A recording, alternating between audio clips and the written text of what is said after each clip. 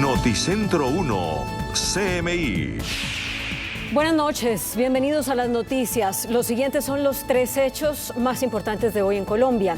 7 exministros y 11 exviceministros de salud presentaron hoy un derecho de petición para conocer a fondo los detalles de la reforma a la salud. Los exfuncionarios quieren analizar las medidas con las que el gobierno nacional pretende transformar el sistema de salud en Colombia. El derecho de petición que fue hecho a la actual ministra Carolina Corcho le piden conocer el articulado del proyecto de ley. Vamos a ampliar esta noticia en nuestra emisión nacional a las 9 de la noche. Los obispos colombianos piden al gobierno y al Congreso que tramiten con mesura y sin afanes la reforma a la salud y claman porque todos los actores del sector sean escuchados. Los prelados que hablaron hoy a nombre del episcopado recalcaron que las reformas sociales deben enfocarse en la doctrina social de la Iglesia, donde el centro de atención es el ser humano. Ampliación de esa noticia en nuestra emisión nacional a las 9 de la noche. El inicio de las sesiones extraordinarias del Congreso de la República se vio afectado por la protesta de un grupo de manifestantes que bloquearon el ingreso y la salida del Capitolio. Por lo menos 600 profesores del Sindicato de Trabajadores de la Educación e institutores del Cauca, SOINCA, protestan desde esta tarde en la entrada del Congreso de la República. Reclaman un mejor servicio de salud por parte de la entidad que los atiende. Los maestros exigen que los ministros de Salud, de Educación y de Trabajo escuchen sus denuncias sobre lo que consideran pésimo servicio y posibles actos de corrupción por parte del gestor Cosmitet. Vamos a ampliar esta noticia en nuestra emisión nacional a las 9 de la noche. Las siguientes son las noticias más importantes del mundo hoy. Pánico y desesperanza sacuden a Turquía y Siria tras el mortal terremoto. Ya hay más de 8.000 muertos y los heridos superan los 38.000. En medio de la angustia de escuchar a sus familiares aún vivos bajo los escombros, miles intentan cavar con las manos para llegar a ellos, mientras claman por ayuda.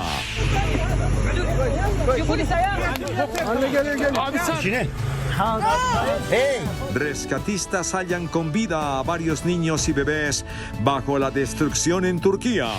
Llegan las primeras ayudas mientras la OMS advierte que el impacto del terremoto podría afectar a 23 millones de personas. China en estado de crisis luego de que Estados Unidos derribó globo espía que sobrevolaba su territorio. Tragedia en Perú. Deslizamientos dejan más de 40 muertos y más de un centenar de heridos. Oposición en Ecuador se une para pedirle al presidente Lasso que convoque a elecciones anticipadas. El presidente Joe Biden presenta esta noche ante el Congreso el Estado de la Unión. Con Claudia Palacios y Margarita Ortega.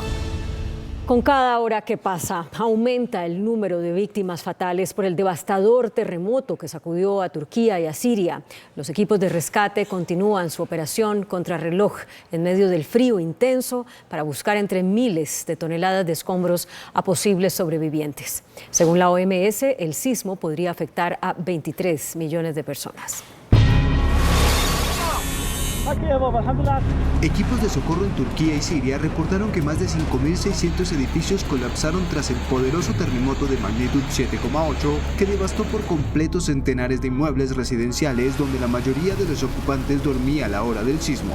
Es por ello que el número de víctimas fatales no deja de subir con el pasar de las horas, mientras los rescatistas de ambas naciones luchan contra el tiempo y el mal clima para hallar a sobrevivientes entre miles de toneladas de escombros. Unas 8.000 personas han podido ser desenterradas gracias a la titánica tarea del personal de emergencia y los miles de voluntarios que intentan avanzar en zonas convertidas en ruinas y que en muchos casos aún no han podido ser alcanzadas debido a la destrucción y el riesgo que implica llegar a ellas. De hecho, es tal el grado de devastación causada por el fatal doblete de sismos que golpearon el sur y centro de Turquía que el presidente Recep Tayyip Erdoğan declaró el estado de emergencia durante 3 meses en 10 provincias gravemente afectadas por el movimiento de la tierra. Y a las difíciles condiciones climáticas y el frío intenso que complican aún más la búsqueda entre miles de estructuras colapsadas, se suma que más de 100 réplicas han ocurrido después del terremoto que devastó a Turquía y Siria. La Organización Mundial de la Salud lanzó una preocupante advertencia al estimar que las consecuencias del devastador sismo podrían afectar a 23 millones de personas, incluyendo a 5 millones de personas vulnerables de estas regiones, en donde miles de heridos y ciudadanos se han quedado sin hogar y resisten en plena ola de frío glacial. Durante las frenéticas labores de rescate, los dramáticos gritos de las personas atrapadas bajo miles de escombros clamando por ayuda golpean la moral y el espíritu de quienes los buscan. La desolación y la impotencia se convierten en un nuevo obstáculo. Aunque los rescatistas trabajan apresuradamente para salvar a las personas atrapadas bajo los escombros después de que cientos de edificios se derrumbaron en Turquía y Siria, las difíciles condiciones que se presentan en las zonas más afectadas están obstaculizando los esfuerzos de búsqueda de sobrevivientes, a los que los rescatistas escuchan entre las ruinas pedir ayuda a gritos, mientras otros se han grabado desde sus celulares pidiendo ayuda. Según algunos testigos, hay desesperación debido a que algunos atrapados están haciendo ruido, pero no viene nadie a ayudarlos, debido a que hay algunas áreas aún inaccesibles. Está en la magnitud de la crisis que un grave incendio en un puerto turco producido por el movimiento telúrico aún no ha podido ser controlado. De hecho, en las zonas más remotas y afectadas como la provincia de Hatay, la mayoría de los organismos oficiales están fuera de servicio y hay una necesidad urgente de ayuda externa. Aunque gracias a la valiosa ayuda de voluntarios y rescatistas tanto en Turquía como Siria, niños y algunos bebés han sido rescatados tras sobrevivir milagrosamente bajo las ruinas de las estructuras. Una esperanzadora escena que se ha repetido en varias ocasiones, pero que de inmediato se ensombrece dado que ellos, al igual que miles de familias, buscan a sus seres queridos aún desaparecidos.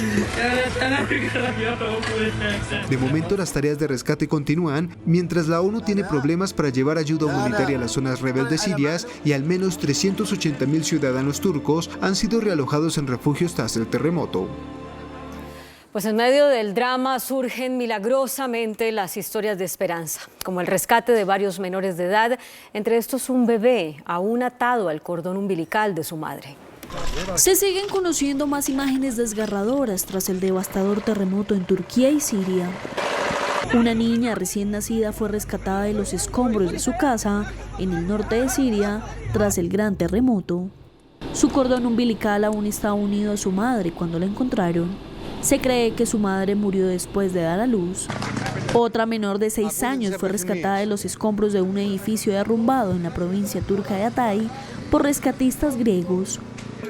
En otras imágenes se observa cómo el personal de rescate saca de los escombros en condiciones difíciles y oscuras a 3 niños en 3 lugares diferentes de una provincia turca. Los equipos de búsqueda también han logrado salvar a varios pequeños de los escombros en Yandaris, en Siria. Se ve como uno de los pequeños toma agua por medio de una tapa para lograr sobrevivir y aguantar un poco más. Cada rescate se convierte en una especie de recompensa. Son escenas que se repiten una y otra vez, rostros llenos de alivio y satisfacción por arrebatarle a la muerte una nueva víctima. Las labores de rescate continúan en ambos países con ayuda de la comunidad internacional para lograr salvar a las personas que más se puedan. Y continúan llegando miles de ayudas humanitarias y cuerpos de rescate a Turquía para colaborar con estas labores de búsqueda tras el terremoto. El presidente Erdogan agradeció a todos los países que han ofrecido su ayuda. Tras el devastador terremoto en Turquía y Siria, continúan llegando ayudas de diferentes países. Desde Alemania llegaron integrantes de bomberos y rescate para ayudar con las labores de búsqueda de sobrevivientes. También cientos de cajas con donaciones de ropa. Asimismo, arribaron desde Francia 75 trabajadores de búsqueda y rescate, incluidos adiestradores de perros. Se espera que unos 65 miembros de la Brigada de Bomberos francesa lleguen en las próximas horas. Por su lado, Qatar envió unas 100 toneladas de ayuda humanitaria a Turquía, lo que incluye tiendas de campaña, alimentos, mantas y equipo logístico. El presidente turco Recep Tayyip Erdogan manifestó que algunos hoteles en Antalya albergarán a los sobrevivientes del terremoto, ya que se han preparado unas 50.000 camas. Los sobrevivientes de esta tragedia logran resguardarse de las temperaturas extremas de frío. Çadırlarda kalıyoruz. Nereye kadar, kaç gün kalacağız bilemiyoruz. Artçılar devam ediyor. Hemen bunun da ne kadar süreceğini bilemiyoruz. Şu anda çok bir perişanız böyle. Bir şey diyecek söz bulamıyoruz bu kadar. El presidente turco agradeció a todos los países que se han solidarizado con ellos y de quienes han recibido asistencia. En Francia, miles de personas asistieron a la tercera jornada de protestas contra la reforma pensional. En París, las manifestaciones terminaron en disturbios. Una nueva jornada de movilizaciones se vivió en Francia. Miles de manifestantes salieron a las calles de distintas ciudades del país para protestar contra los planes del gobierno del presidente Emmanuel Macron para llevar a cabo una reforma pensional que aumentaría la edad mínima de jubilación de 62 a 64 años. Las movilizaciones generaron interrupciones prolongadas en el funcionamiento del transporte público, hicieron imposible la asistencia a escuelas y la distribución de suministros. En París se registraron al menos 400.000 civiles en las calles. Gran parte de la marcha fue pacífica, pero hubo al final de la jornada algunos manifestantes que chocaron contra las fuerzas de seguridad. Según la policía, detuvieron a 17 personas por lanzar proyectiles y presunto vandalismo. Los trabajadores mantendrán su presión contra el Ejecutivo y ya fijaron fecha para una nueva salida masiva, la cual será el próximo sábado 11 de febrero. La oposición ha acusado al oficialismo de ignorar o rebajar el impacto de las protestas. Emergencia en el sur de Perú por un deslizamiento que deja al menos 40 personas muertas y miles de damnificados. El incremento de lluvias en las regiones del sur de Perú ocasionó un deslizamiento en la ciudad de Arequipa, región sureña del país, que ha dejado al menos 40 muertos y miles de damnificados. Funcionarios de la Defensa Civil manifestaron que unas 1.000 casas quedaron inutilizables, además se afectaron puentes, canales de riego y carreteras. Los servicios de emergencia reportaron que siguen buscando a decenas de personas desaparecidas. Mientras las labores de rescate se intensifican, el resto de los pobladores de la localidad han sido trasladados a lugares seguros. Por su lado, la presidenta del país, Dina Boluarte, viaja hasta la zona para entregar ayuda humanitaria a los damnificados por el deslizamiento de tierra. La oposición en Ecuador se unió para pedirle al presidente Guillermo Lasso que convoque a elecciones anticipadas luego de la derrota del referendo. Luego del fracaso del gobierno ecuatoriano en el referendo del pasado domingo, legisladores de distintos sectores consideran que se agotó el capital político del presidente y que no podrá gobernar. Le piden que disuelva el Congreso y que adelante las elecciones presidenciales que están programadas para el año 2025. El presidente de Ecuador, Guillermo Lasso, reconoció los resultados de las elecciones celebradas el domingo, afirmando que fue un llamado de la población para que las autoridades atiendan las problemáticas del país. El mandatario aceptó que la mayoría no esté de acuerdo. Ecuatorianos, cuando el pueblo habla, es deber de los gobernantes analizar, entender y aceptarlo. Lasso aseguró que pese a los resultados, está seguro de que los ejes propuestos en su referéndum son urgentes y necesarios para el bienestar del país. Asimismo, afirmó que fue un llamado al gobierno y que no van a eludir esa responsabilidad. El pueblo ecuatoriano nos ha pedido a todos los partidos y agrupaciones que dejemos de abonar rencillas entre nosotros y nos pongamos de una vez por todas a solucionar los problemas urgentes y concretos de nuestra gente. A esta derrota se suman los resultados de las elecciones subnacionales, en las que el correísmo ganó las alcaldías de Quito y Guayaquil, las ciudades más importantes del Ecuador. El presidente Joe Biden rendirá cuentas en su primer discurso sobre el Estado de la Unión ante el Congreso de Estados Unidos, debido a que ahora la Cámara de Representantes está en manos de la oposición republicana. Biden intentará dar un mensaje optimista apelando al bipartidismo en un momento en el que la economía aún no termina de recuperarse. El discurso del Estado de la Unión es la larga locución anual mediante la cual, desde hace décadas, en enero o febrero, cada presidente estadounidense describe sus logros y esboza sus planes ante el Congreso. Y en los próximos minutos, el demócrata Joe Biden buscará convencer a Estados Unidos de que él es el arquitecto de la recuperación económica y el garante de su éxito futuro, en momentos en los que evalúa buscar la reelección en 2024. Biden también intentará resaltar su liderazgo en la campaña de ayuda a Ucrania en la guerra contra Rusia, mientras hay expectativas expectativa por lo que pueda decir respecto a China, su principal prioridad de política internacional como rival estratégico que actualmente le está dando más dolores de cabeza que de costumbre. Con 80 años, el mandatario tendrá mucho que hacer para convencer a sus compatriotas de que él es su mejor opción, especialmente ante un Congreso en el que una de las cámaras, la de representantes, está ahora en manos de la oposición republicana. Y aunque el presidente demócrata tiene las cifras oficiales a su favor, las estadísticas no reflejan este optimismo. A pesar de las enormes inversiones y reformas votadas por Biden, el 62% de los estadounidenses cree que no ha hecho mucho o casi nada desde que asumió en enero de 2021, según una encuesta del Washington Post y ABC News. El propio campo demócrata no muestra entusiasmo por una nueva campaña de su líder octogenario. La misma encuesta revela que el 38% de los votantes demócratas quiere otro candidato. En otros temas, la implementación de la tecnología de reconocimiento facial 3D en smartphone permite una identificación del usuario más rápida, precisa y segura. El reconocimiento facial permite activar un smartphone al instante y se ha convertido en una manera muy segura de tener a salvo toda la información de un equipo.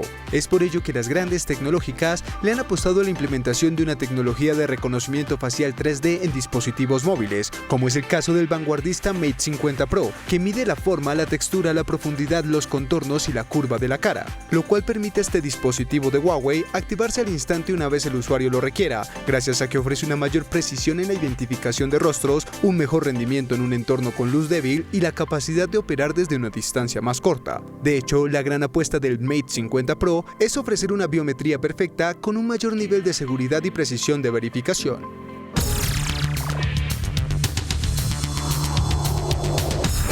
Muy buenas noches. Los debates públicos más importantes hoy en Colombia son la discusión del Metro de Bogotá, la reforma a la justicia y sobre todo la reforma a la salud. Sobre estos tres grandes polémicos temas del día hoy en Colombia, hemos invitado a nuestro programa a la señora Procuradora General de la Nación, la doctora Margarita Cabello Blanco. Gracias, señora Procuradora, por aceptar nuestra invitación. ¿Qué tal el enredo del metro? Gracias, Yamil, por invitarme. Ya uno no sabe por dónde empezar, ¿no? El metro se suponía que era ya un debate acabado. Ya se firmó el contrato, se está en ejecución, se firmó el convenio de cofinanciación con el Estado, con la banca multilateral, con la alcaldía. Va en camino, ya se han comprado una serie de predios, 987 predios. Y ahora miramos que hay una propuesta y algunas inquietudes del gobierno frente a un tramo del metro y la intención de que piensan que sería mejor que se hiciera de carácter subterráneo. Y ahí viene toda la polémica. A ver, señora Procuradora, la primera pregunta es, digamos, lo fundamental de la discusión. ¿El presidente de la República tiene facultades legales para modificar el metro de Bogotá ya adjudicado? Lo que dice la Procuraduría, Yamit, es que ya hay un contrato de concesión, ya hay un contrato celebrado y en ejecución entre la Alcaldía de Bogotá y la empresa Metro de Bogotá S.A., y por lo tanto son las partes los que pueden hablar, esas partes, de una modificación siempre y cuando no afecte a lo esencial.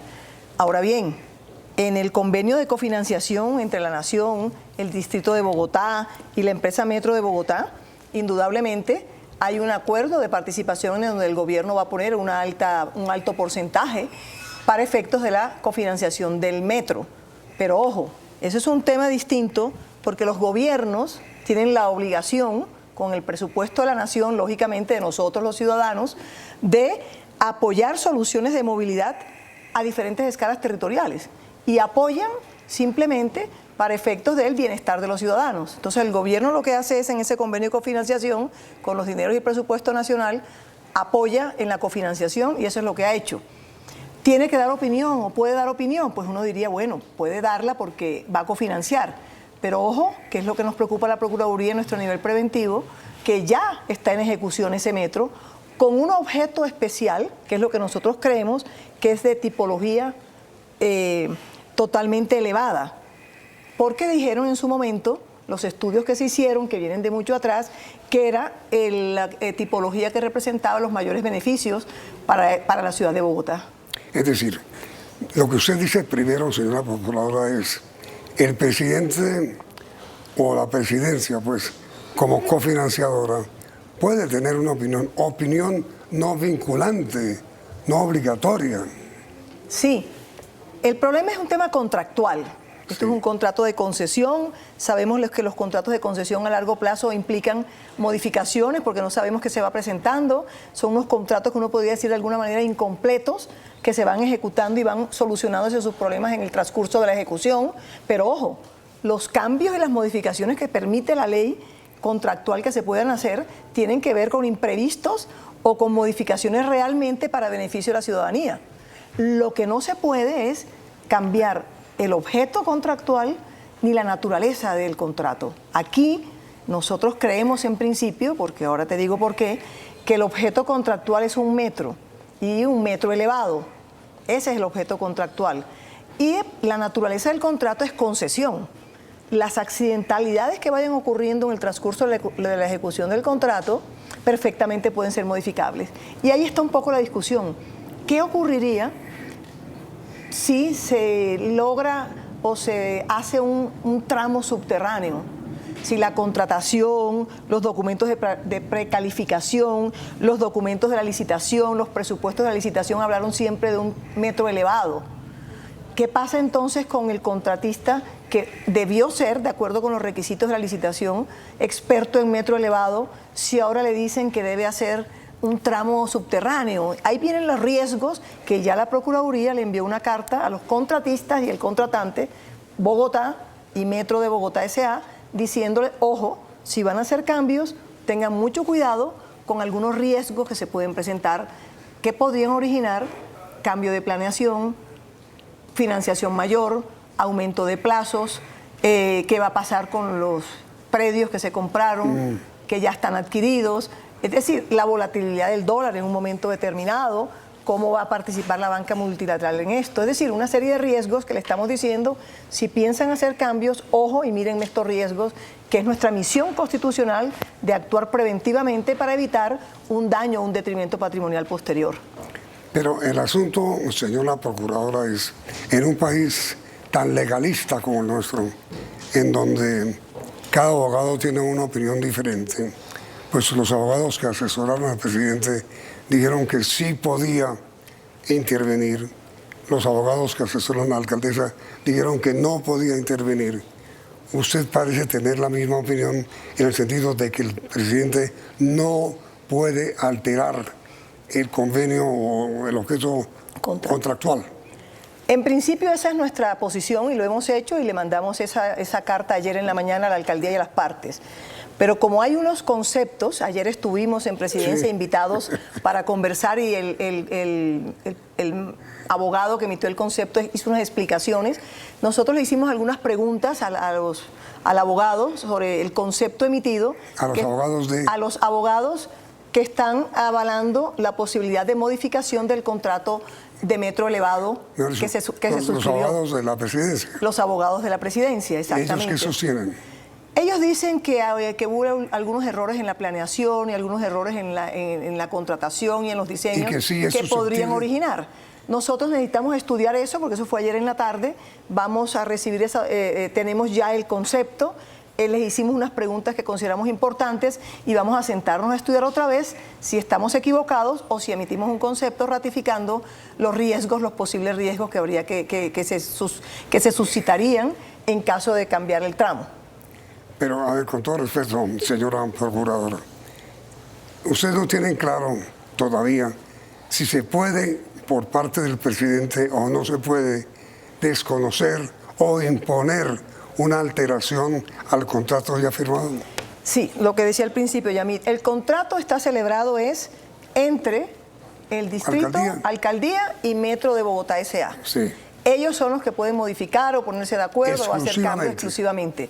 Lo que con presidencia hay es lo que le estoy diciendo, ese convenio de cofinanciación para efectos de lo que cuesta un metro de estos. el gobierno va a aportar y puede opinar, lógicamente, pero quienes tienen que tomar las decisiones en últimas son el contratante y el contratista. Por eso nosotros la carta advirtiendo de los riesgos que prevemos se la dirigimos al contratista y a la alcaldía, que son los que tienen que tomar las decisiones en últimas. Bueno, pero ya está claro que no van a variar el proyecto inicial. Pues. La alcaldía estuvo anoche, ayer en esa reunión también, y escuchó también. Me imagino ellos también van a mirar esos conceptos y a sentarse a analizar si tienen razón o no esos conceptos jurídicos. En principio, la alcaldía ha dicho que el riesgo es muy alto de demandas posteriores. Una demanda simple podría ser, los expertos en metro subterráneo van a decir que por qué esos requisitos o presupuestos no se colocaron en la licitación y en la precalificación y ellos hubieran podido participar. Y ahí hay un riesgo de perjuicio y de demandas contra el Estado que como Procuraduría tenemos que cuidar y evitar al máximo. Pero entonces, señora Procuradora, ¿qué fue lo que motivó que usted decidiera intervenir en este debate? Nosotros estamos interviniendo desde antes. Es nuestra misionalidad preventiva. La misionalidad constitucional de la Procuraduría es vigilar y atender los procesos licitatorios, todos del país, que se realizan por entidades públicas, para evitar que se salgan de la ley y para evitar que transgredan algunos principios contractuales que van a originar, si no los evitamos a tiempo, un detrimento patrimonial para el país. Desde que empezó el trabajo y lo de la línea metro, la Procuraduría en su misionalidad preventiva ha estado al lado. Nosotros hemos estado al lado de todo el proceso del metro. Por eso decimos, vimos ya que se hizo la contratación, vimos ya que está en ejecución, vimos que es un contrato de concesión y por eso estamos preveyendo sobre tantos riesgos que se pueden presentar si se cambia la modalidad, y nos preocupa un poco lo que te decía ahorita, ese objeto contractual que es un metro de tipología elevado. Y si uno mira en todas las proposiciones de este proyecto, siempre se habló de metro elevado. Es más, se dijo que era mejor el metro elevado por dos razones. Una, por costos, eran costos más bajos, y dos, porque la experiencia en trabajo de metros subterráneos no habían sido buenos en el país ni en Bogotá y podrían originar consecuencias imprevistas que no se conocían y que por lo tanto podrían originar un peligro en la construcción de un metro subterráneo. Y por eso el asesor, la empresa asesora que rehizo las recomendaciones, dijo que era mucho mejor para la ciudad un metro elevado. La opinión o el concepto de la Procuraduría sobre este tema, doctora Margarita, ¿es vinculante? ¿Obliga? No, nuestra opinión no es vinculante. Lo que pasa es que nosotros, en esa articulación que tenemos de esta institución única en el mundo, de como es la Procuraduría, si vemos que algo se sale de los rieles de las garantías del orden jurídico o se está incumpliendo anuncios que hacemos, riesgos que anunciamos, podemos iniciar de pronto lo disciplinario, apertura de investigación disciplinario, que como lo sabes, pueden originar destitución e inhabilidad del funcionario si es la infracción al deber de lo que está haciendo el funcionario público es de falta gravísima. Complicado eso. Ese es el arma interesante que tiene la Procuraduría para que puedan atender nuestras recomendaciones, y nosotros las hacemos con fundamento en un equipo técnico especializado, una delegada especializada en contratación y en licitaciones públicas. Es decir, si las cosas no se arreglan, si no adquieren claridad, ¿usted estaría dispuesta, señora Procuradora, a hacer lo que una vez hizo un antecesor suyo que demandó al presidente de entonces, al presidente Carlos Lleras, ¿no? Fue él. Aramburo, ¿de quién estás hablando? Sí. Lo que hizo Aramburo fue una llamada de atención al presidente que se le salió un poco de sus funciones, ¿no? Sí. Porque no puede el procurador llamar la atención a un presidente de la República. Ah, usted no puede llamar la atención al presidente. Al presidente de la República no podemos. Nuestras funciones de investigación van hasta la vicepresidenta en este caso. Pero me acaba de decir antes sí. que la Procuraduría... pero no es el presidente. Nosotros mandamos los llamados, le hacemos llamado de atención por los posibles riesgos a los contratantes y contratistas, a la alcaldesa. No al presidente de la República podemos hacer el disciplinario. Yo entiendo, pero digo, si el presidente insiste en una posición que aparentemente no es legítima, no es legal, ¿podría haber un llamado de atención o una observación de la Procuraduría? No, al presidente de la República yo he sido muy cuidadosa en eso. Al presidente de la República no. El presidente de la República tiene la opción de hablar, de anunciar, de dar opiniones, de decir, hombre, me parece, yo estoy aquí aportando, el gobierno, el Estado está aportando, cámbienlo, miren si se puede o no. Él puede hacerlo bajo el criterio que le he escuchado de que él cree que es mucho mejor el subterráneo que el aéreo. Sí, no, pero yo no puedo meterme allí. Sí, el contratista o la alcaldesa hacen los cambios afectando el contrato y originando un riesgo para el país de un detrimento patrimonial, podríamos abrirle un disciplinario. Pero es que el riesgo es ese, es decir, sí. Yo no le estoy preguntando si usted podría objetar las opiniones del presidente, si fueran opiniones. Sí. Pero es que ya ha habido amenazas, como a usted le consta. La amenaza que realizó el ministro de Transporte, sí, sujeto disciplinable de la Procuraduría también,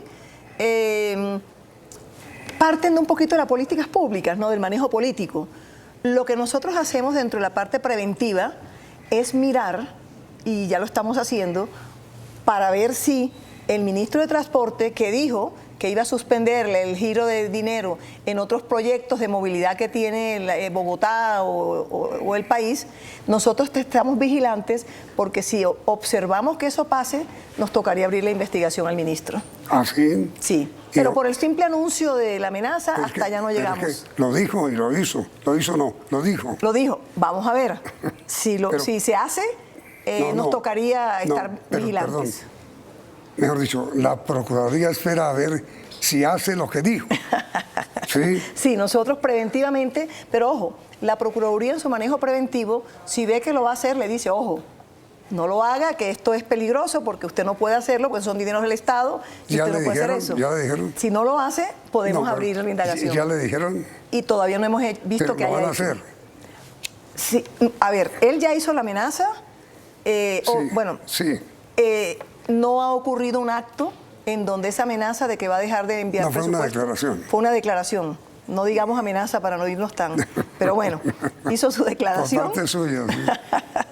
Hizo su declaración expresando que en caso de que no accedan a las modificaciones del metro subterráneo, van a paralizar los envíos de giros a otros proyectos. Sí. El tren que está... Hasta ahora no lo ha hecho, no ha paralizado nada. Si se hace, nosotros prevenimos. ¿Pero usted le va a pedir a él explicaciones? No hay necesidad hasta ahora. Nosotros, en caso de que veamos que se están paralizando otros proyectos, a raíz de esa expresión que dijo, ahí sí empezamos a actuar. Si evidentemente el señor ministro de Transporte hizo una amenaza y la cumple, será investigado. Exactamente. ¿Por qué irregularidad? Porque no puede utilizar el presupuesto de la nación y los proyectos de beneficio social, pararlos en virtud de que no le aceptan o le acogen su propuesta de un metro subterráneo. Eso no es correcto. Eso iría en una infracción de un deber y es una infracción disciplinaria. Yo no puedo parar el metro intermunicipal, creo que hay algún tren, el tren intersectorial, que están, hay una serie de proyectos, y no girar y evitar que el proyecto fluya como debe fluir, porque no me complacieron en que fuera un metro subterráneo. Aquí hay una infracción, un deber, y puede haber una sanción disciplinaria. Señora Procuradora, ¿qué otro tipo de investigaciones relacionadas con el metro, si se hace o no se hace lineal o aéreo o subte, en fin?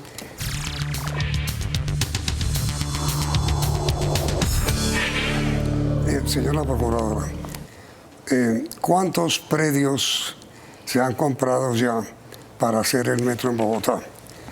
¿Qué tipo de detrimento patrimonial habría si se cambia el diseño del metro? ¿Qué más inversiones y qué más contratos quedarían sub judice si se hace el cambio en el diseño? El tema de los predios no deja de generar incertidumbre, porque dentro del contrato los predios se autorizaron comprar para efectos de poder hacer la tipología de metro elevado. No podemos decir ahora que esos predios se van a utilizar para otra cosa, porque ahí habría desviación del objeto y por lo tanto también habría un detrimento patrimonial. 987 predios es muy alto lo que se ha hecho hasta ahora. Son predios que ya están pagados para la construcción de un metro elevado. Y está avanzando. Y está avanzando. Entonces, ahí habría un detrimento, pero también habría muchos problemas contractuales. Habría que cambiar un poco el diseño que estaba elaborado para un metro elevado y ahora es para un metro subterráneo. Eso conlleva otro problema de riesgo y es los plazos. Los plazos cambiarían obligatoriamente porque no sabemos si va a ser igual el plazo para un metro elevado como estaba ya estipulado y cambiar ahora los presupuestos del contrato para hacerlo subterráneo. Y podríamos decir mucho más. La planeación contractual. Siempre hay una planeación que se vulneraría en donde todo va organizado para que se cumpla con las fechas y aquí vendría el tema de en esa planeación qué pasa con el dinero, la financiación. Vale más, vale menos. Todo eso implica también unos riesgos muy grandes.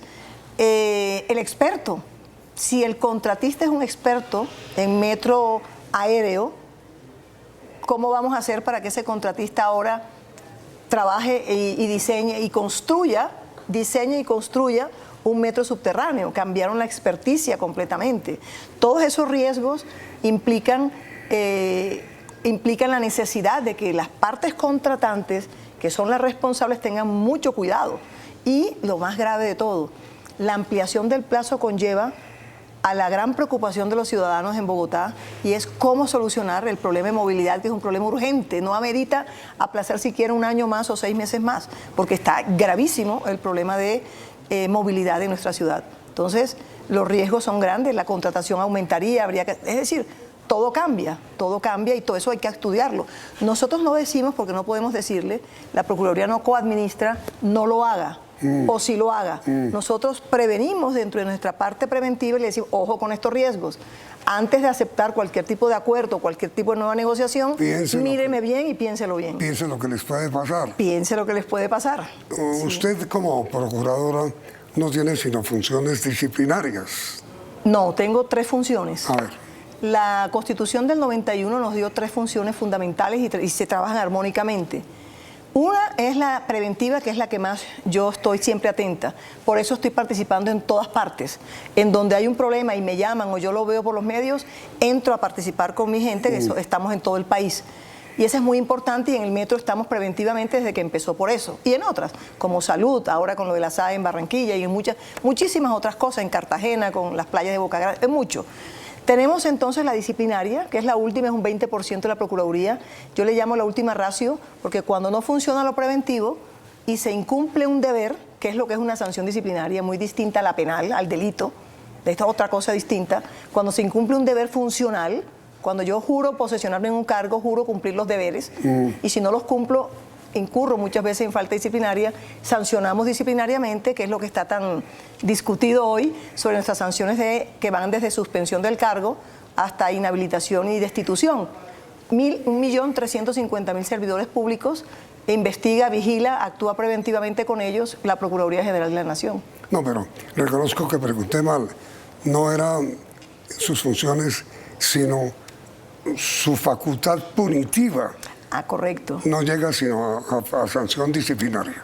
Sí, con destitución, inhabilidad o suspensión del cargo y solo frente a servidores públicos o particulares que manejen dineros públicos. Que en este caso del metro podría perfectamente aplicarse. Perfectamente, tanto al contratista, Metro Bogotá S.A., porque maneja dineros públicos, como a la alcaldía, que es sujeto disciplinable de nosotros. Ahora, yo no sé, señora procuradora, si usted tiene datos sobre esto, pero me han dicho que los chinos, o China, la República, ¿sí?, no tiene gran experiencia en subterráneos, sino en elevados. ¿Usted lo sabe? No, lo que sé es que la licitación, la contratación y todo lo que se hizo con es para expertos en elevados. Lo que se contrató es un experto en construcción, en diseño y construcción de metro elevado. Es posible que si haya chinos que sepan hacer subterráneo, que haya algún contratista chino, pero aquí el que se contrató fue para tipología elevada. Ahora, un metro elevado como el contratado y que esté en marcha, sí, estaría listo en 3, 4 años, ¿no? Sí, más o menos. Sí, un metro subterráneo estaría listo en 30 años. Eso es lo que dicen, ¿no? Que se iría hasta el 2030 y algo, más o menos. Y entonces la capacidad de, excúseme la expresión, de aguante de los bogotanos, yo creo que no da para tanto. No da para tanto porque el problema de movilidad es muy, muy grave en nuestra ciudad y por fin se logró. Yamit, desde 2017 me he puesto a mirar un poco, están en este proceso de construcción, de COMPES, hay 2 COMPES, acuerdos de varios gobiernos, etcétera, etcétera, y por fin... Hasta el Consejo de Estado. Hasta el Consejo de Estado participó en esto. Que algunos han dicho que de pronto sería bueno escuchar un concepto del Consejo de Estado, de la sala de consulta, en esta nueva discusión. Sí, pues bueno, señora Procuradora, al margen de su función al frente del Ministerio Público como ciudadana, ¿usted puede opinar como ciudadana públicamente o no? Prefiero no hacerlo. Pero bueno. Un tema no trascendental. ¿A usted le gusta el metro elevado? Si me decían que fuera a visitar California, si no me equivoco, que creo que es California, de pronto me equivoco, en la ciudad de Estados Unidos, que está toda construida sobre metros elevados y que es una maravilla, de metros elevados. Y también hay beneficios con el metro subterráneo, ¿no? Aquí yo recuerdo un poco la construcción del metro del Transmilenio en el tramo que va por el Hotel Tequendama. Sí. Y se demoró una eternidad ese pedacito, que era un pedacito demasiado corto, y sí vi que se demoró un poco.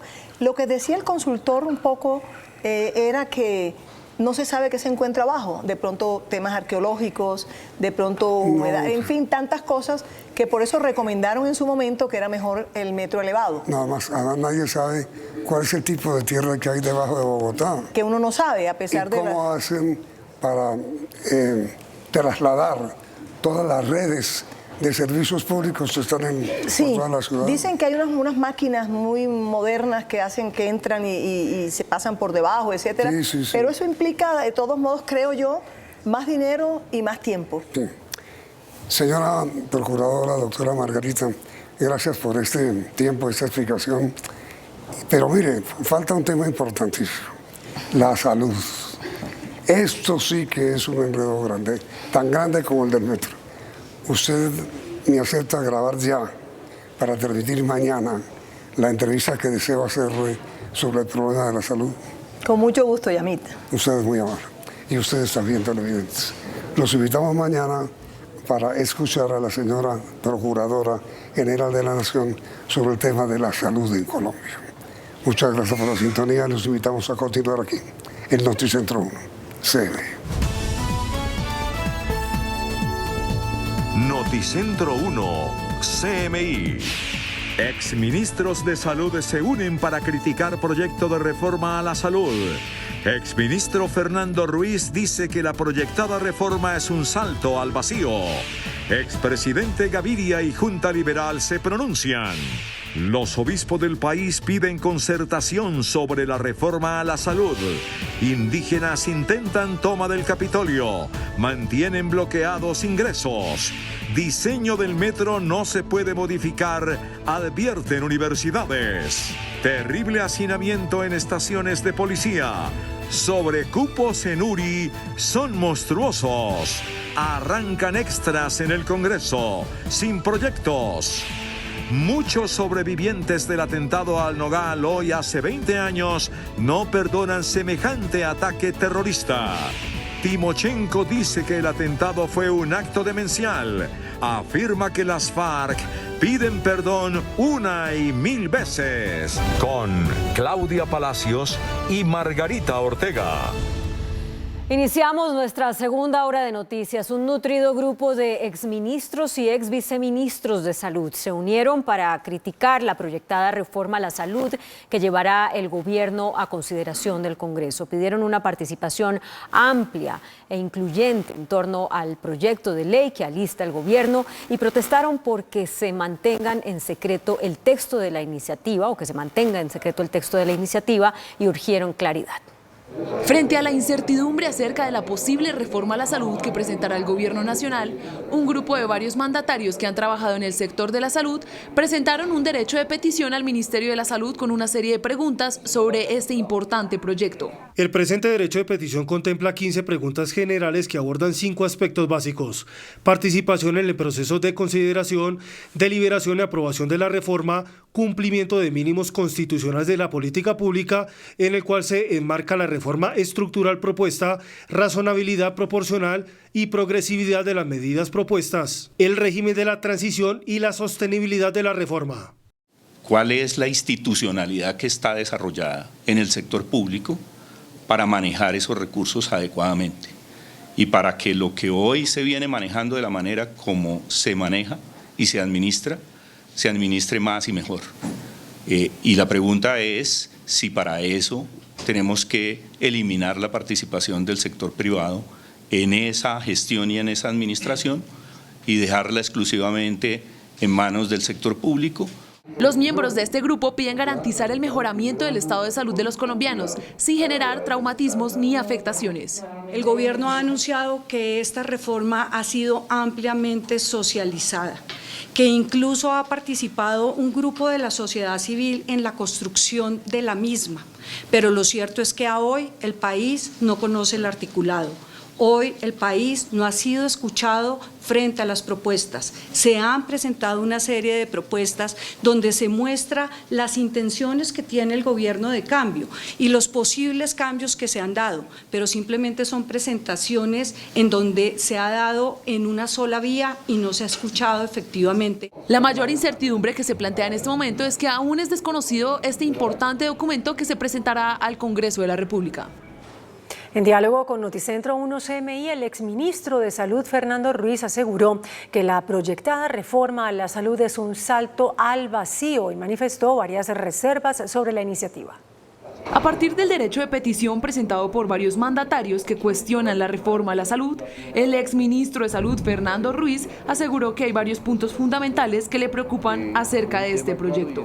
Cualquier reforma, cualquier cambio que se haga en el sistema de salud debe mejorar las condiciones existentes en el sistema actual. No puede echar para atrás y el Ministerio y el Gobierno Nacional tienen que asegurarse de que esos avances se den. Debe haber una transición, debe ver cómo se va a cambiar un sistema a otro y que durante la transición no se genere un efecto absolutamente negativo sobre la población, que es un riesgo muy alto. ¿Cómo va a ser financieramente viable todo este proceso y este desarrollo de la nueva ordenación que se pueda pretender dar? Además, Ruiz aseguró que en este momento se debe construir sobre lo construido y asegurar principalmente el bienestar de los colombianos. Por su parte, el presidente de la nueva EPS, José Fernando Cardona, aseguró que el sistema de salud en Colombia debe evolucionar y se declaró a la espera del articulado del proyecto de reforma a la salud para fijar una posición sobre la iniciativa.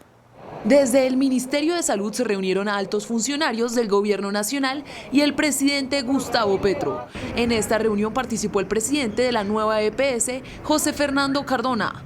La reunión es importante porque el presidente de la nueva EPS aseguró que el sistema de salud sí necesita evolucionar y que aunque no están en desacuerdo con la reforma a la salud, deben haber algunos cambios. Hay que entender el proceso de evolución del sistema y esperar el texto para aportar en este proceso de evolución del sistema, porque todos estamos convencidos de que mejorar el sistema de salud es un asunto ético como nueva y como accionistas. Entonces, todos estamos convencidos de que hay que evolucionar.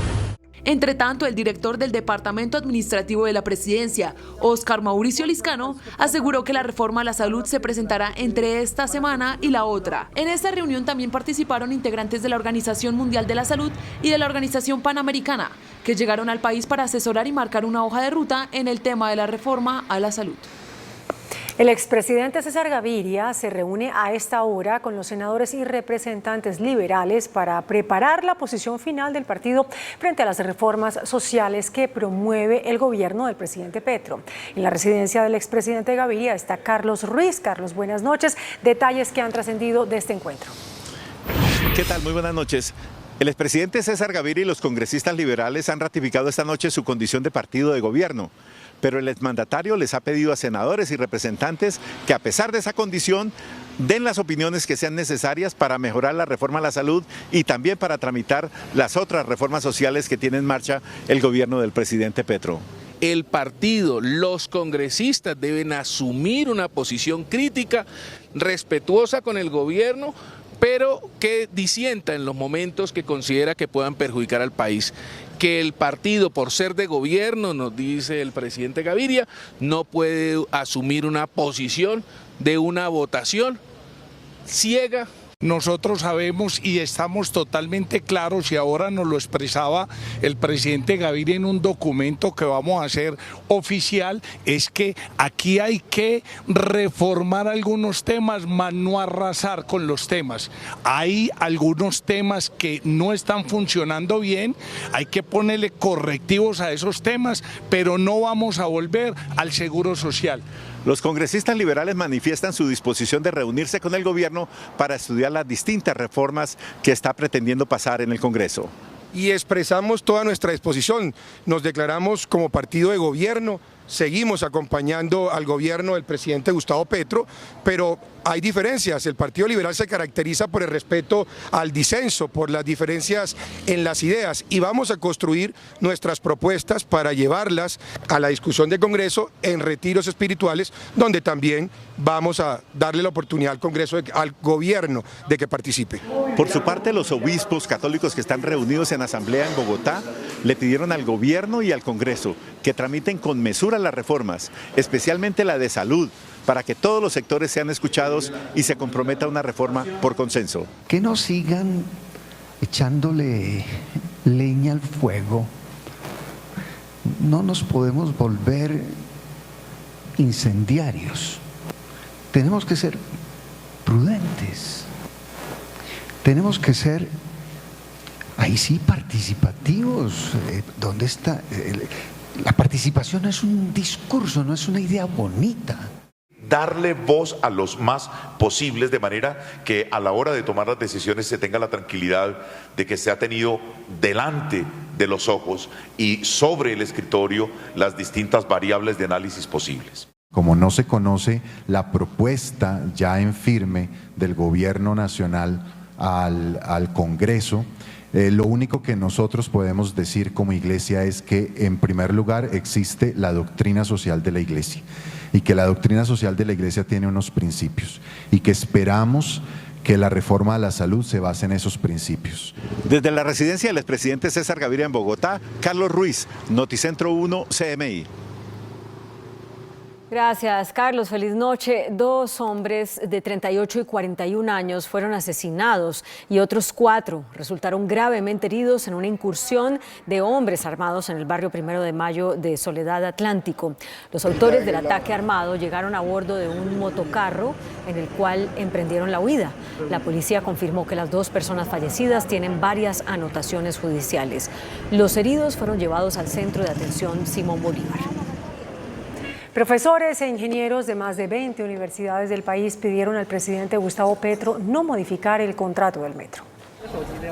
Más de 30 ingenieros y académicos expertos en transporte firmaron esta carta para pedirle al presidente Gustavo Petro no modificar el contrato del metro de Bogotá. Estos cambios pueden resultar en problemas legales, en que la obra quede paralizada y en que al final los bogotanos no tengamos nunca un metro. No es procedente hacer un cambio hoy por hoy a un proyecto que se encuentra en ejecución. En el documento aseguran que no es momento para hacer cambios en un proyecto que está en ejecución y explican que sería pagar más y perder 7 años por un metro que, aunque subterráneo, no va a mover más gente, no será más veloz ni tendrá más estaciones. 2 metros con exactamente la misma funcionalidad de transporte, ¿sí? Entonces, no hay ninguna necesidad en entrar en esos riesgos en este momento. Es que un metro soterrado, un metro elevado va a tener las mismas capacidades.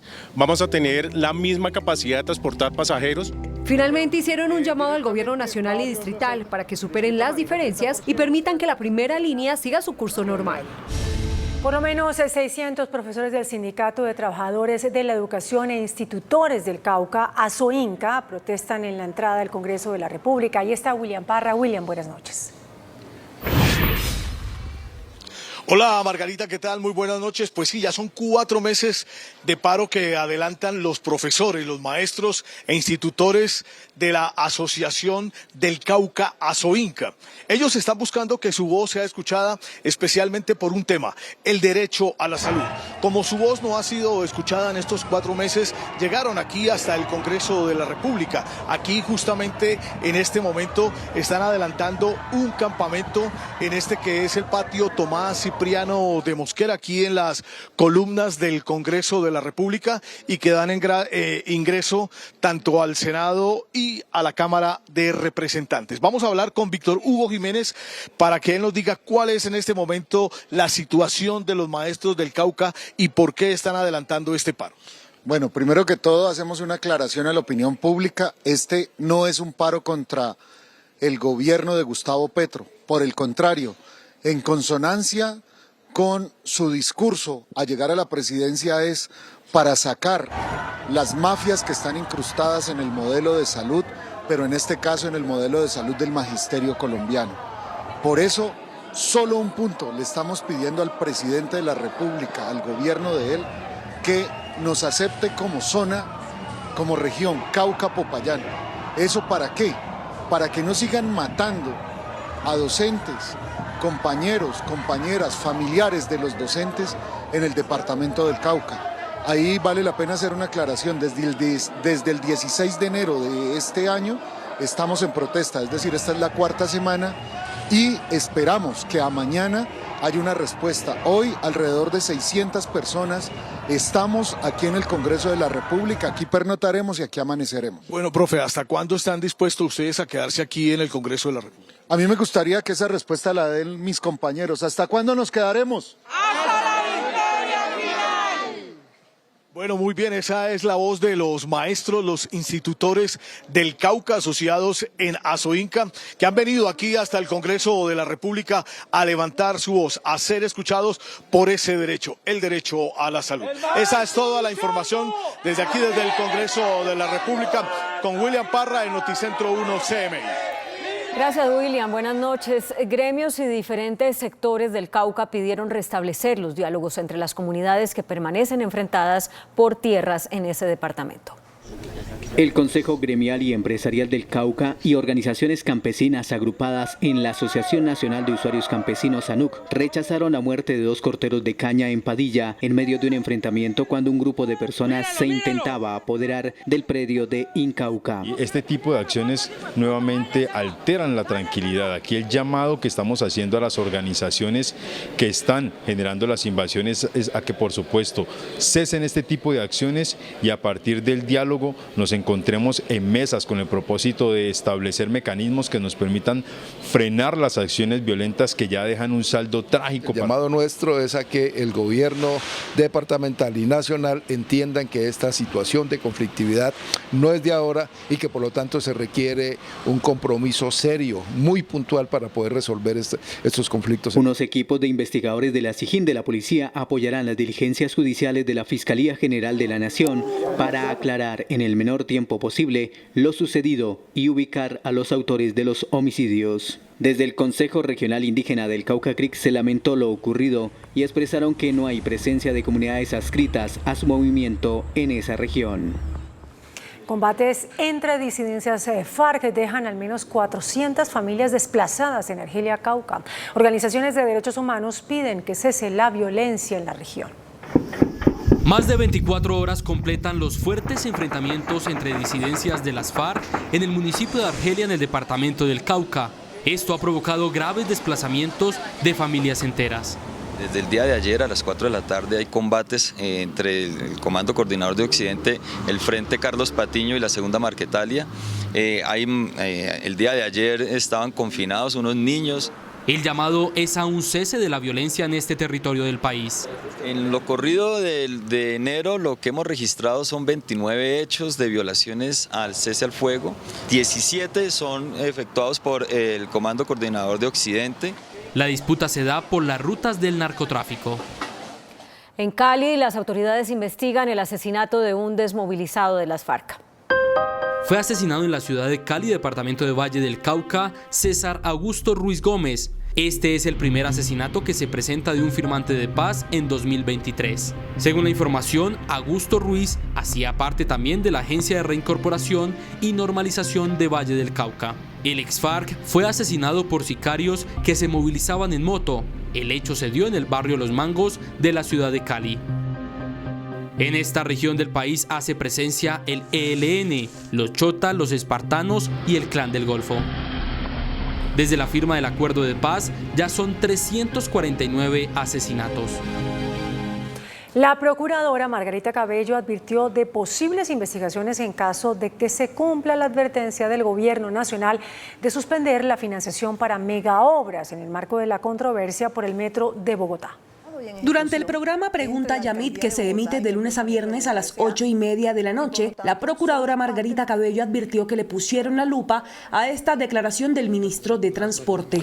Es muy claro, si no se acepta, como se ha venido diciendo, que se hagan las modificaciones propuestas dentro del marco jurídico, pues el gobierno también, en la medida que financia el 70% de los otros proyectos, pues esos otros proyectos se van a tener que parar. Se avecinarían procesos disciplinarios en caso de que se cumpla esa promesa de Guillermo Reyes. Esas manifestaciones no alcanzan a ser una infracción disciplinaria, pero nosotros desde nuestra visión preventiva sí vamos a estar pendientes para que eso no ocurra. Porque de ocurrir tenemos que decirle que esa no es la manera de suspender el avance de los proyectos de las obras en beneficio de la ciudadanía. Y si sigue suspendiendo o cumpliendo lo que dijo, podría haber apertura a una indagación preliminar o de una investigación. El jefe negociador del Gobierno Nacional con el ELN, Oti Patiño, advirtió que esa guerrilla debe comportarse como organización política. La afirmación la hizo luego de una reunión del equipo negociador con el presidente Gustavo Petro. La reunión entre el equipo negociador del ELN con el presidente Gustavo Petro se dio un día después de que el máximo comandante de esa guerrilla, Antonio García, publicara ese trino crítico. Parece que la paz total estuviese comprometida con otros negocios. Es lo que asoma. Después de la reunión, respondió el jefe negociador del Gobierno Nacional, Oti Patiño. Creo que Antonio García no ha entendido la significación de lo que es la paz total. Repito, hay, digamos, distintos tratamientos a los distintos actores. Eso es, y al ELN desde el comienzo se le dio un tratamiento, digamos, político. Patiño reiteró que el segundo ciclo de negociaciones con el ELN será en México desde el 13 de febrero y le pidió a esa guerrilla actuar en consonancia como agrupación política. Y la disminución, decimos, de las hostilidades contra la población civil, si eso se estanca, entonces vamos a descubrir un ELN que no está interesado en la política, sino en los negocios, lo cual sería una decepción para el mismo proceso. Dijo que lo que busca el gobierno Petro es proteger a la población civil. Pero no vamos a poner ultimátum al otro porque además sabemos que tienen algunas dificultades para poder llegar a acuerdos comunes y sabemos que debemos respetar un poquito esos tiempos. La delegación del Gobierno Nacional espera que en México sea tratado el cese bilateral del fuego al que no accedió el ELN a principio de año. Un equipo de Noticentro 1 CMI recorrió las estaciones de policía en Bogotá que tienen graves índices de hacinamiento. Kennedy, Puente Aranda, Ciudad Bolívar, Engativá y Bosa tienen un hacinamiento superior al 300%. Estamos mal, no estamos bien. Noticentro 1 CMI recorrió las estaciones de policía que presentan mayor hacinamiento en Bogotá. En cifras, la capital del país tiene un hacinamiento total del 300%. El promedio que tenemos en la ciudad es de 3.200 personas en estos centros que son transitorios, donde la persona debe estar 36 horas. Aunque la policía realiza la tarea de capturar a delincuentes, no hay dónde meterlos. El promedio de capturas diaria está entre 60 y 80 personas por flagrancia y por orden judicial. Procesos judiciales que quedan estancados. Realmente hay personas acá que tenemos más de 6 meses, hay unas que tienen hasta 3 años, más de 3 años con los procesos parados. Solo en esta estación de policía, la de Kennedy, hay un hacinamiento del 375%. Debe haber 60 personas y hay 285. Tenemos mucha gente y estamos en hacinamiento acá en la sede y queremos traslado. Yo estoy condenado a 146 meses y tengo más de un año acá y no me han sacado todavía. Todas las estaciones de policía tienen ese número de más personas de lo normal. Adicional a esto, los detenidos sufren las consecuencias de contratos corruptos. Así les llega la comida. Como puede ver, te puede creer que esto esté de 12.000 a 20.000 pesos. Esto es una porción básica, menos que básica realmente. Como puede ver, esta es una porción que escasamente llegaría a los 5.000 pesos. Número. Detenidos por violencia sexual, por homicidios, por hurto agravado, entre otros delitos, permanecen así. Estamos en un infierno. Las unidades de reacción inmediata de la Fiscalía tienen una sobrepoblación de más de 14.000 personas, un hacinamiento del 170%, según cifras de la Defensoría del Pueblo. Las unidades de reacción inmediata de la Fiscalía y las estaciones de policía en el país tienen la capacidad para albergar a cerca de 8.200 presos. Sin embargo, según cifras de la Defensoría del Pueblo, estos centros de reclusión actualmente tienen recluidos a más de 23.000 personas. Son cerca de 22.000 personas que están viviendo las 24 horas del día en un metro cuadrado. Algunos de ellos llevan meses y algunos llevan años en esa situación. Actualmente estos sitios tienen un hacinamiento del 171%, por lo que el gobierno impulsará con Asocapitales la ampliación y fortalecimiento de las URIs y las estaciones de policía, que tendrían que ser usadas solo como lugares de paso, no obstante son empleadas hasta para recluir condenados. Estarían allí máximo 36 horas y como digo, hay personas que llevan meses e inclusive algunas pocas que llevan años en esa situación, en unas condiciones completamente infrahumanas. La sobrepoblación en estos centros de detención supera las 14.000 personas y en lugares como Río Hacha hay centros de reclusión con 2.000% de sobrepoblación. Las sesiones extraordinarias del Congreso comenzaron hoy con una agenda de 12 proyectos de ley, pero será ampliada cuando el gobierno termine de redactar las reformas sociales. El presidente del Congreso, Roy Barreras, protestó por la demora en la radicación de las iniciativas. Las sesiones extras del Congreso fueron instaladas esta tarde con una agenda de 12 proyectos en la que no figuran la adición presupuestal, la reforma a la salud, la reforma pensional, la reforma laboral y la ley de sometimiento. Esta demora llevó al presidente del Congreso, Roy Barreras, a anunciar que la plenaria del Senado podría volver a reunirse dentro de un mes. Por lo tanto, solo hasta que se radiquen esas normas y luego se aprueben en las comisiones respectivas que empiezan a trabajar desde hoy, la plenaria podrá acometer su segundo debate. Dicho de otra manera, la plenaria del Senado solo puede discutir lo que venga de las comisiones respectivas. Las sesiones extras irán hasta el 15 de marzo, cuando se abrirá el periodo ordinario del Congreso.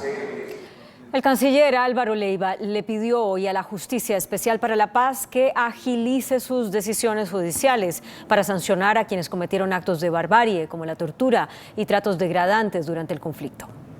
El canciller llevó hoy al Congreso un proyecto de ley para aprobar la Convención contra la Tortura, que durante 17 años estuvo engavetado por los anteriores gobiernos. No solamente en función de no repetir los delitos que se han hecho contra las víctimas, sino de no repetición de la vagabundería institucional, de archivar estos proyectos y dejar que pasen años y años sin moverlos, como si los derechos humanos no fueran algo absolutamente central en la valoración de lo que significa la dignidad de la persona humana. Leiva le pidió a la JEP que produzca rápidas sanciones contra los responsables de crímenes atroces. Sin que le tiemble la mano y sin consideración de quién pueda ser imputado. La Corte Suprema de Justicia rechazó un recurso que presentó el ex senador Arturo Char para anular el proceso en su contra por corrupción electoral. La sala de instrucción determinó que en el proceso que adelantan contra el ex senador Arturo Char por su presunta participación en un pacto de compra de votos no se vulneraron ni sus derechos fundamentales ni sus garantías procesales. Char fue llamado a indagatoria por los delitos de corrupción electoral y concierto para delinquir por presuntamente haber aportado dinero para comprar votos para su reelección como senador en la campaña de 2018 y para conseguir votos para las entonces candidatas Aida Merlano y Lilibet Ginás. Como quiera que Char renunció al Senado, la Corte deberá definir en los próximos días si conserva la competencia para investigarlo o si su caso cambia de juez. Juan Fernando Petro, hermano del presidente Gustavo Petro, negó bajo juramento ante la Fiscalía que estuviera haciendo gestiones a favor de narcotraficantes en las cárceles a cambio de dinero. El comisionado de paz Danilo Rueda denunció ante la Fiscalía que un grupo de abogados estaría pidiendo millonarias sumas a extraditables a quienes les prometían frenar procesos e incluirlos en la paz total. Como parte de la investigación, fue mencionado el hermano del presidente Gustavo Petro, Juan Fernando Petro, quien asistió hoy a la Fiscalía y negó que estuviera adelantando gestiones para favorecer a narcos.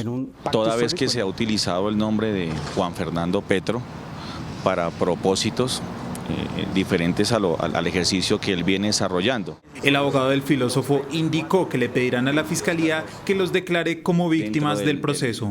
De las labores que realizamos en derechos humanos, pues hombre, decirles que Juan Fernando ha sido víctima. La Fiscalía busca establecer quiénes serían los abogados y particulares que estarían contactando a narcotraficantes, ofreciéndoles incluirlos en los procesos de la paz con el gobierno Petro. Con 2 ceremonias distintas, las víctimas del atentado al Club El Nogal conmemoraron 20 años de este hecho terrorista cometido por las FARC y que dejó 36 muertos y 198 heridos. Las víctimas siguen esperando justicia, verdad plena, reparación y reconocimiento de responsabilidad por acción y omisión de todos los involucrados en el hecho. Yo iba caminando, contesté el teléfono, dije: Centro de Convenciones, buenas noches, habla Nesgué. Cuando yo sentí que por el medio del teléfono me enviaron un mensaje que se distorsionó. Yo lo que alcancé a escuchar, ahí les va algo. Y ese les va algo es como un estruendo o como una onda que se perdió en la línea. Y fue de segundos cuando yo sentí la explosión. Es un sobreviviente de hace 20 años. Es la primera vez que se atreve a recordar ante una cámara lo que vivió ese 7 de febrero de 2003. Cada día, cada minuto valoro mucho la vida. Como él, Catalina también es otra sobreviviente de un hecho que partió en 2 la historia del conflicto armado. No sentí ni escuché nada en el momento. Quedé inconsciente, me caí al 4º piso.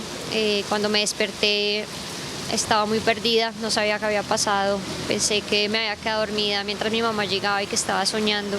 Catalina es de las víctimas que en medio de su dolor aún no se atreven a pronunciar la palabra perdón. En parte, o sea, no estoy segura sí del todo, pero pues sí en parte.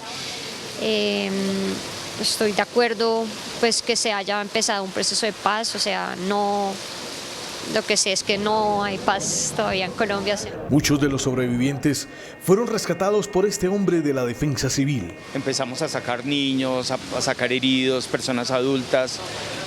Recuerdo tanto que algo que me impactó es que dentro de los heridos nos encontramos con una mamá embarazada más o menos de unos 22 años, tenía más o menos unos 6 meses de embarazo, venía muy malita, pero si me está escuchando espero que esté bien 20 años después. Las víctimas divididas en 2 claman por justicia. Han pasado 20 años y las víctimas seguimos esperando. Verdad plena de lo sucedido, justicia, actos de perdón, reparación y reconocimiento de responsabilidad por acción y omisión de todos los involucrados. La reflexión que queda 20 años después está en esta pregunta.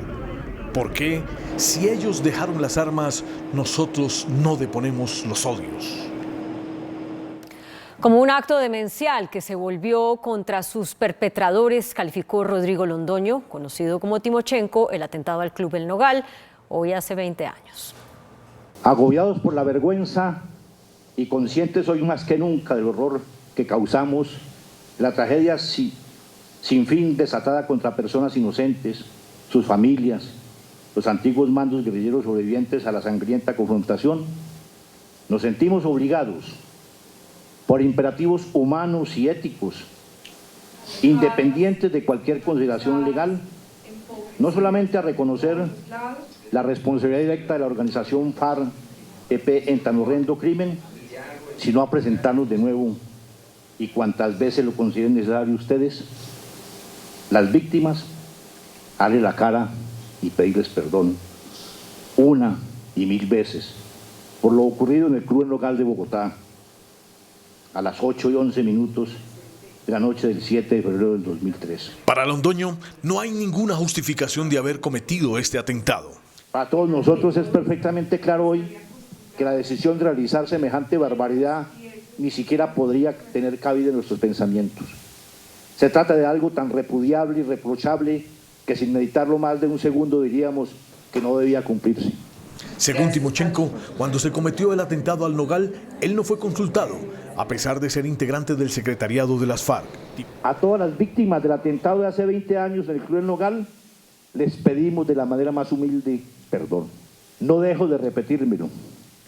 Nos equivocamos y tal equivocación produjo daños incalculables.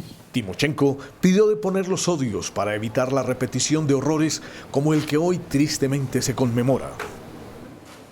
En Bogotá se vivieron momentos de tensión en la localidad de Kennedy. Habitantes del barrio Marsella se enfrentaron con el escuadrón móvil antidisturbios en medio de protestas por la construcción de un colegio público. Encadenados a los árboles y con huelga de hambre, los habitantes de Marsella rechazaron la construcción del Colegio Público La Paz. Me declaro en huelga de hambre. Si acá me sacan muerta, porque no va a permitir que talen estos árboles, no va a permitir que sigan pasando encima de mi comunidad. La comunidad intentó hacer una cadena humana para impedir la destrucción del que dicen es el único parque de la zona, pero fueron agredidos por la fuerza disponible. Él me volteó el dedo y creo que me lo fracturó y después me arrastraron, ustedes lo pueden ver. Pese a la resistencia, los árboles fueron talados esta tarde. La Secretaría de Educación sigue adelante con la construcción del colegio, que según el distrito beneficiará a más de 1.000 estudiantes. Este es el único parque en este costado del barrio, por cuanto hay más de 3.000 habitantes que lo usamos diariamente. Los habitantes de Marsella en Kennedy aseguran que el proyecto no fue socializado y piden una mesa de diálogo. En Estados Unidos, el presidente Joe Biden se pronuncia ante el Congreso en su primer discurso sobre el Estado de la Unión. En Turquía continúan las labores de rescate luego del terremoto. La cifra de personas muertas supera los 8.000. Las noticias del mundo en Noticentro 1 CMI. El presidente Joe Biden pronuncia su segundo discurso sobre el Estado de la Unión ante un Congreso dividido debido a que ahora la Cámara de Representantes está en manos de la oposición republicana. Biden intenta dar un mensaje optimista en un momento en el que la economía aún no termina de recuperarse y las tensiones globales ensombrecen el panorama. Con cada hora que pasa sube el balance de víctimas fatales que dejó el poderoso terremoto que sacudió a Turquía y el norte de Siria, naciones en las que los equipos de rescate continúan su frenética operación contrarreloj en medio del frío intenso para buscar entre miles de toneladas de escombros a posibles supervivientes. El incremento de lluvias en las regiones del sur de Perú ocasionó un deslizamiento en la ciudad de Arequipa, región sureña del país, que ha dejado al menos 40 muertos y miles de damnificados. Funcionarios de Defensa Civil manifestaron que unas 1.000 casas quedaron inutilizables, además se afectaron puentes, canales de riego y carreteras. Los servicios de emergencia reportan que siguen buscando a decenas de personas desaparecidas. El Contralor General Carlos Hernán Rodríguez advirtió al gobierno sobre la prudencia que debe tener en temas como la intervención de las comisiones de regulación y la transición energética. Durante una visita a las obras de la central hidroeléctrica Ituango, el Contralor General dijo que las reservas de hidrocarburos deben ser suficientes para cubrir un eventual proceso de transición energética. Este debe hacerse de manera gradual, de manera responsable. Hemos solicitado de que se distinga muy bien y se valore el concepto de las reservas, lo que son las reservas ciertas, lo que son las reservas posibles y lo que son las reservas futuras. También recomendó que la intervención a las comisiones de regulación deben hacerse con el rigor técnico y con el respeto por el libre mercado. El llamado que hace la Contraloría es a que esta intervención se realice de manera juiciosa y de manera responsable desde el punto de vista técnico. El representante del organismo de control se ofreció para ser mediador en el debate que hoy enfrenta al país por la construcción del metro de Bogotá y llamó a la mesura en las decisiones al distrito, al gobierno y los contratistas. El Ministerio de Hacienda priorizará recursos del proyecto de adición presupuestal en 7 ejes centrales de política social. El equipo económico del Gobierno Nacional ya trabaja en el proyecto de adición presupuestal, el cual contempla nuevos recursos para la financiación del Estado colombiano. El Ministerio de Hacienda, en la definición del articulado, prioriza recursos a los programas sociales para reducir los índices de pobreza y mejorar las condiciones de vida de la población colombiana. Los ejes centrales que trabaja la Dirección General de Presupuesto plantea recursos para la reforma agraria en lo que será la compra de tierras. También se busca financiación a los programas de educación gratuita y una renta básica para las mujeres cabeza de familia. Se contempla recursos para las llamadas vías campesinas o red terciaria, además de infraestructura de acueductos, programas de prevención en salud y la constitución del nuevo Ministerio de la Igualdad. El proyecto de adición se da por los 20 billones de pesos provenientes de la reforma tributaria, utilidades por 2 billones de pesos del Banco de la República y a ello se suman los dividendos que pagará Ecopetrol a la Nación en 2023. Los programas ya fueron socializados en el Consejo de Ministros. El gerente de Afinia, Javier Lastra, anunció inversiones por más de $1 billón para mejorar la red eléctrica en la costa caribe. Una inversión de más de $1 billón alista la compañía Afinia, filial de EPM y encargada de la operación de energía de los departamentos de Bolívar, Córdoba, Sucre y Cesar. De esta manera se doblan los recursos de los últimos 2 años de $1,1 billón. Se espera mejorar la red eléctrica y garantizar la prestación del servicio que ayude a disminuir las tarifas de energía. En este año vamos a invertir $1.074.000.000 en subestaciones, en nuevos circuitos, en redes, en blindaje de red, en medida centralizada, justamente para lograr mejorar la calidad. La compañía busca aumentar la cobertura y eliminar la ineficiencia del sistema ocasionada por la operación anterior de Electricaribe. En una controvertida asamblea, la Sociedad de Activos Especiales cambió la junta directiva de la empresa AAA de Barranquilla. La Sociedad de Activos Especiales, con directivos cercanos al gobierno Petro, asumió el control de la empresa de acueducto, alcantarillado y aseo de Barranquilla, AAA. La asamblea, convocada virtualmente para el cambio de junta directiva, se celebró en medio de la polémica por la solicitud de la Procuraduría de suspenderla. Esa vulneración de nuestros derechos pone en riesgo la prestación del servicio, la estabilidad económica de la empresa y al mismo tiempo le obliga al Distrito de Barranquilla y a sus entidades afiliadas a presentar las denuncias y las acciones legales para hacer preservar su patrimonio. En la nueva junta directiva quedaron el alcalde Jaime Pumarejo como presidente y los designados por la SAE, Carlos Enrique Campillo, Nicolás Corso Salamanca, Diana María Bernal Falla y Cristóbal Padilla Tejeda. JetSmart está interesado en comprar el 100% de las acciones de Viva Air. La compañía busca fortalecer sus operaciones en Colombia bajo el modelo de bajo costo y asegura que se mantendrá la libre competencia en el mercado aéreo. Esta intención será evaluada por la Aeronáutica Civil. El índice de capitalización de la bolsa, que mide el comportamiento de las 20 principales acciones, cerró al alza. El índice selectivo MSCI Colcap de la Bolsa de Valores de Colombia subió 0,13% a 1.270 puntos. La acción de Nutresa fue la que más subió, con una valorización de 5,24% a 48.400 pesos. La acción de Mineros fue la que más bajó, con una pérdida de 7,29% a 1.984 pesos. La acción más negociada de la jornada fue la de Ecopetrol, al movilizar más de 23.000 millones de pesos, con una variación positiva de 1,28% a 2.610 pesos.